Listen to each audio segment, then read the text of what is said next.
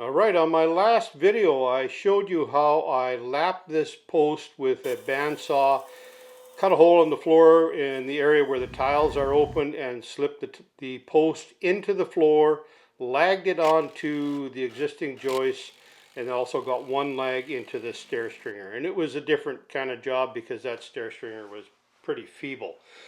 Now, once I got that post all secured, I had left the railing in place just so the folks could use the railing to some extent.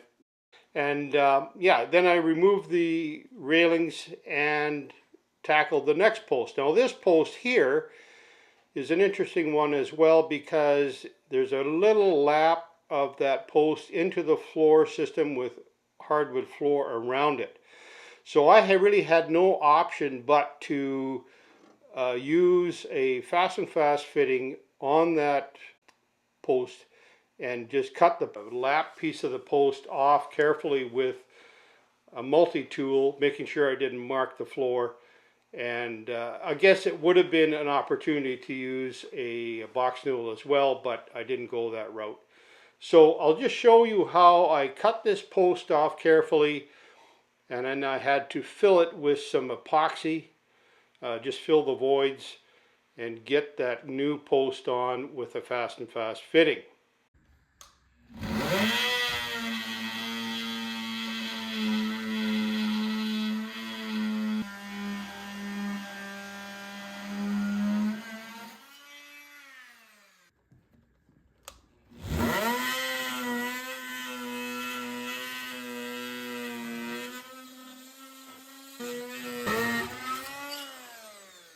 Bob's your uncle.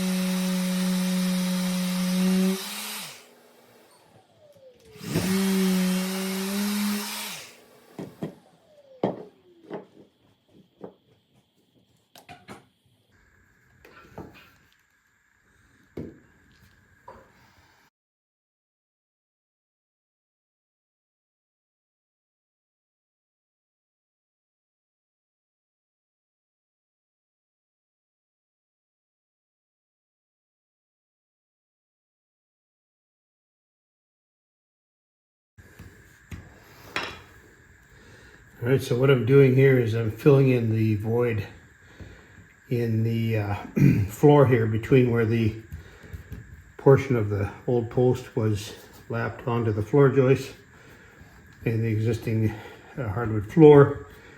And this is one of those situations where I'm going to have to use a Fas-N-Fast fastener or Newel Fast to get a good connection with the floor. There's not enough space. The joists start here. There's not enough space for me to get a rod into the floor, and I certainly can't start taking up hardwood floor to put a post in. We put this post in, it'll be plenty strong with the Fas-N-Fast, and this epoxy will help secure things really well, I would say. All right, so I've got a couple of videos on using the Fas-N-Fast fitting.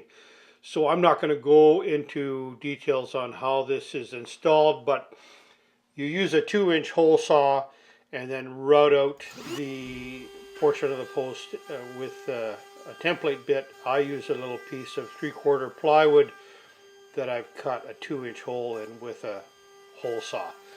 And the system works really good. I think every stair railing guy or girl should have a Fas-N-Fast fitting in their kit at all times. It really comes in handy for a number of applications.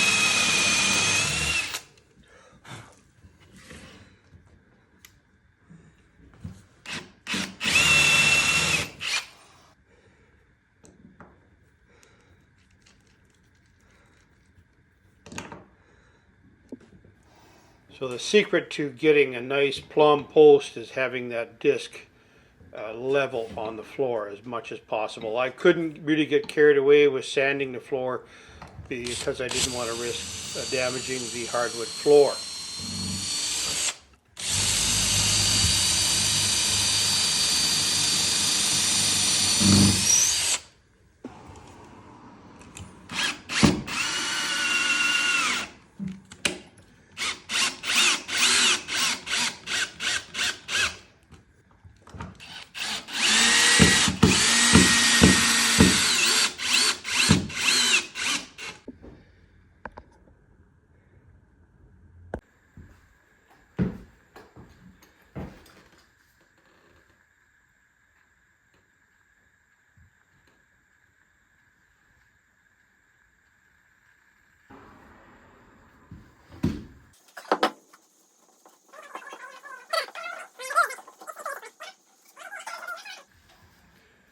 I'm going to show you the details on how I made this shop-made torque wrench, so to speak, at the end of the video.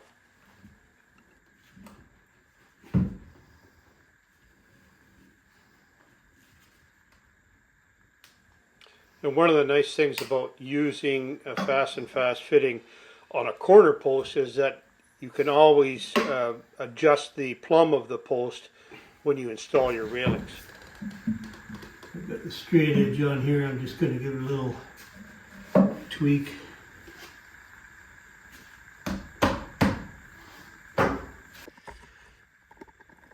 There we go. Looks good here. Nice and tight on the straight edge.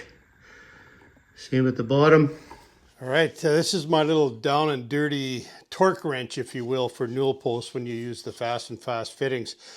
And what I've done is I've taken just a chunk of 3/4 plywood. I've marked out the diameter of a Newel post there, or the dimensions of a Newel post, and I've cut it a saw cut bigger on my bandsaw, and then just glued in some pieces of rubber. It's basically like inner tube material that you get on a bicycle tire. And I can put that around the post and crank it. And, you know, it worked really good, I would say. I did hear a little bit of a crack when I tightened the post up real well. So I think I'd make a more substantial one, maybe out of hardwood, and make it a little thicker in this area here. And then I would maybe taper it and make a more ergonomic handle, I guess, on it. And what I did is I drilled a 3/4 hole here so I can put that onto the floor and center my 3/4 Forstner bit so that I can get directly onto the, you know, marking on the Newel post where I've marked it out, so the Forstner bit doesn't skip one way or the other. But I think this is a good little thing to use. I've used the clamps in the past, have you seen in the other videos? And sometimes that clamp will make a mark if you get a little bit overzealous with it. This one here I think would break before you get too carried away. And it did not mark my post one bit. So there you go. All right, thank you for watching. If you're new to this channel, I have got a whack of videos on stair railing installation techniques and stair building. And please leave a comment, like if you enjoyed the video, subscribe if you haven't already, and leave a comment. Comments help the algorithm. And once again, I appreciate your viewership. Take care.